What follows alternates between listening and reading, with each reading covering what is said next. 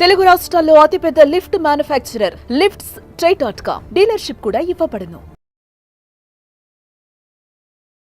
నమస్కారం అలగారి రవీంద్రనాథ్ గారు. నమస్తే అండి శ్రీ గారు. సైఫ్ అలీ ఖాన్ అటాక్ ఇన్సిడెంట్ కి సంబంధించి మనం రోజుకు ఒక ట్విస్ట్ అయితే చూస్తూ ఉన్నాం. అందులో భాగంగానే ఇన్వెస్టిగేషన్ చేసే ప్రాసెస్ లో ఫింగర్ టిప్స్ మిస్ మ్యాచ్ అయ్యాయని, అలాగే దాంతో పాటు ఒక్కరు కాదు ఇందులో ఒక్కరికంటే ఎక్కువ మంది ఇన్వాల్వ్మెంట్ ఉంది అని మనం వింటూ ఉన్నాం. దీనికి సంబంధించిన అప్డేట్స్ ఏంటి సార్? సైఫ్ అలీ ఖాన్ గారి ఇష్యూ సంబంధించి ఏదైతే ఉందో రోజుకు ఒక కొత్త అప్డేట్ అయితే వస్తుంది. అవును, మనం కొన్ని వీడియోస్ కూడా చేసాం ఆల్రెడీ.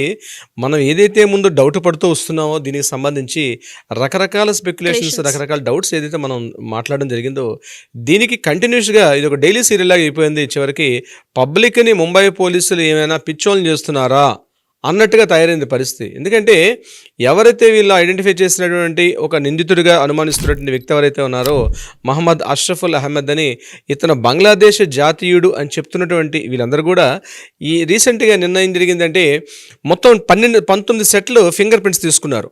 ఎక్కడైతే సంఘటనా స్థలం జరిగిందో సైఫ్ అలీ ఖాన్ గారి ఇంట్లో ఆ సెట్స్తో వీళ్ళని కంపేర్ చేసినప్పుడు అందులో 11 నుంచి 12 సెట్ల వరకు అసలు ఎక్కడ కూడా మిస్ మ్యాచ్, అంటే ఎక్కడ కూడా మ్యాచ్ అవ్వలేదట వాళ్ళ ఫింగర్ ప్రింట్స్. అంటే వీళ్ళు పట్టుకుని ఇప్పటికే ముగ్గురిని పట్టుకున్నారు. అందులో ఇద్దరిని ఐడెంటిఫై చేసి వీళ్ళు కాదని చెప్పి పంపించేశారు.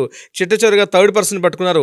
ఈ థర్డ్ పర్సన్ని ఐడెంటిఫై చేసిన తర్వాత కూడా ప్రధాన డౌట్ ఏంటంటే ఎవరైతే వీళ్ళు ఫుటేజ్ రిలీజ్ చేశారో సీసీటీవీ ఫుటేజ్, ఆ సీసీటీవీ ఫుటేజ్లో ఉన్న వ్యక్తి ఇప్పుడు ఐడెంటిఫై చేసిన వ్యక్తి ఇద్దరు ఒకటి కాదు అని చెప్పి ఆల్రెడీ మాట్లాడుతున్నారు. సరే, అది పక్కన పెడదాం కాసేపు.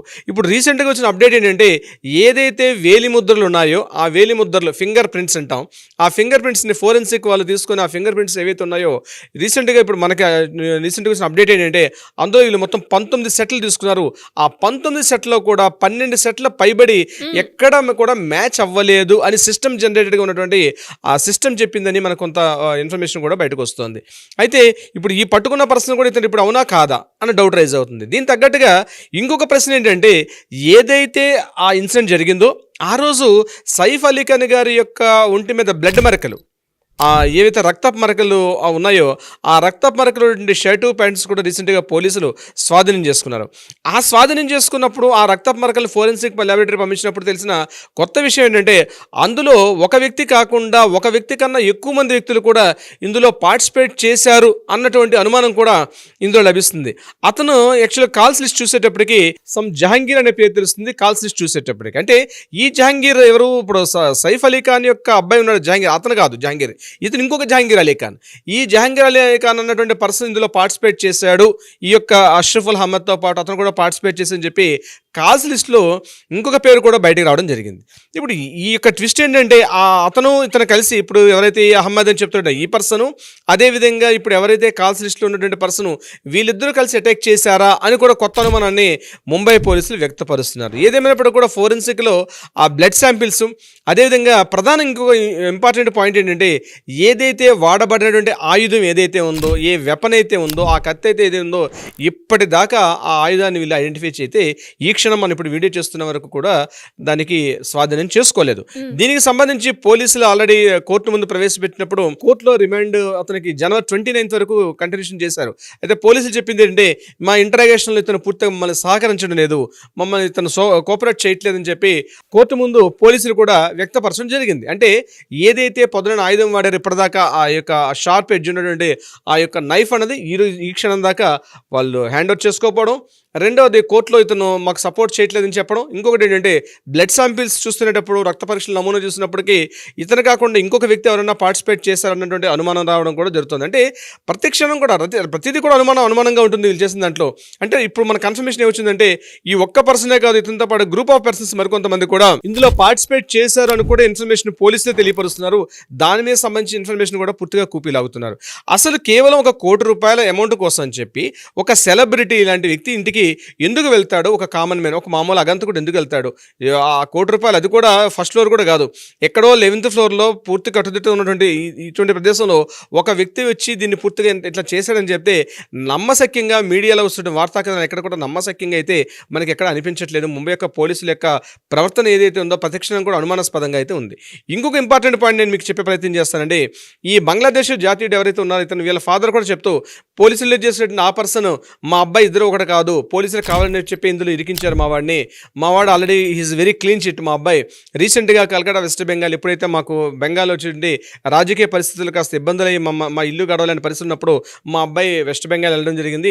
వెస్ట్ బెంగాల్లో ఒక హోటల్లో జాబ్ చేస్తున్నాడు. కానీ అంతకన్నా ఎక్కువ శాలరీ వస్తున్న ఉద్దేశంతో ముంబై రావడం జరిగింది. ముంబైలో ఆ బాంద్రా ప్రాంతంలో ఉండడం జరిగింది. ఆయన వేరే హోటల్లో పనిచేస్తున్నాడు. అక్కడ తను చేసిన పనికి మెచ్చి కూడా ఆ మేనేజ్మెంట్ కూడా రీసెంట్గా ఒక రివార్డ్ ఇచ్చారు. మా వాడు దీనికి సంబంధం లేని వ్యక్తి అని చెప్పి కూడా చెప్పడం జరుగుతుంది. అంటే ఈ వార్తా కథనాలు మాట్లాడుతున్నప్పుడు సందర్భంలో కరీనా కపూర్ యొక్క పాత్ర ఏది ఎంతవరకు ఉంటుంది, కరీనా కపూర్ గారి యొక్క పాత్ర కూడా కొంత సస్పెక్ట్ చేస్తూ మీడియాలో ఒక్కసారి ఉవ్వెత్తున వార్తా కథనాలు పెరిగినప్పుడు దీన్ని కౌంటర్ పాయింట్ చేస్తూ ట్వింకిల్ కన్నా యాక్టర్ ఆవిడ కూడా ఒక ట్వీట్ చేశారు. అసలు ఇటువంటి పరిస్థితుల్లో ఒక ఫ్యామిలీకి ఒక ఫ్యామిలీని ఒక పాయింట్అవుట్ చేస్తూ, ముఖ్యంగా కరీనా కపూర్ని పాయింట్అవుట్ చేస్తూ ఇట్లాంటి వార్తా కథనాలు రావడం కరెక్ట్ అయిన విషయం కాదు.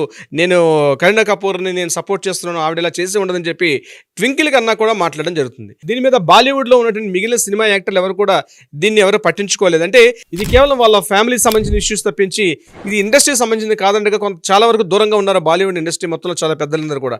అయినప్పటికీ కూడా ట్వింకిల్ కన్నా గారి యొక్క ట్వీట్ ఏదైతే మార్నింగ్ చేశారో దీని మీద కొంత చర్చనీయాంశం అవుతుంది. ఎందుకంటే ఇప్పుడే రెస్పాండ్ అవుతున్నారు. అంటే కరీనా కపూర్ని సపోర్ట్ చేస్తూ ట్వింకిల్ కన్నా గారు మాట్లాడారు. అంటే అది కూడా వార్తా కథనాలు బాగా వచ్చేసాయి పూర్తిగా.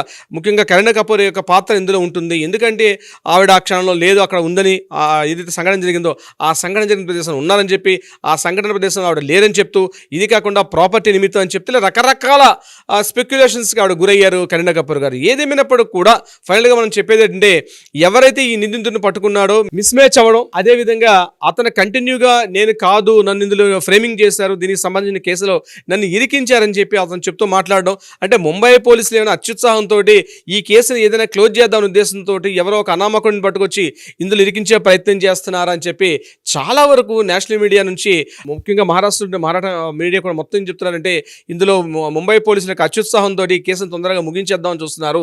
ఎందుకంటే ఇది ఒక ప్రైవేట్ మ్యాటర్. ఇది ప్రైవేట్ మ్యాటర్లోనే సైఫ్ అలీ ఖాన్ గారు వాళ్ళ ఫ్యామిలీ ఇష్యూలో తెలియనటువంటి ఏదో సంఘటన జరిగింది. ఏదో తెలియనటువంటి ఒక గ్యాప్ అక్కడ ఉంది. ఆ గ్యాప్ని మాత్రం అది ఇప్పటికి కూడా ముంబై పోలీసులు రకరకాల ప్రయత్నాలతో దాన్ని ఏదో కప్పిపెట్టే ప్రయత్నం చేస్తున్న తప్పించి అసలు విషయాలు వెలుగులోకి రానివ్వకుండా దాన్ని క్లోజ్ చేస్తున్న విషయం నిన్న అతను నిందితుడు కోర్టులో మాట్లాడినప్పుడు ఆ మాటల్లో మనకు వ్యక్తం అవుతుంది. సిరి గారు, ట్రూ సార్. అండ్ మీరు చెప్తున్నట్టు రకరకాల స్పెక్యులేషన్స్ అండ్ రోజుకు ఒక ట్విస్ట్ అయితే మనం ఈ కేసులో చూస్తూ ఉన్నాం. అండ్ దీనికి సంబంధించి ఇంకా లేటెస్ట్ అప్డేట్స్ ఏ వచ్చినా కూడా మనం వీడియో చేసే ప్రయత్నం చేద్దాం. Thank you sir. Thank you so much. Thank you so much అండి సిరి గారు. Thank you so much.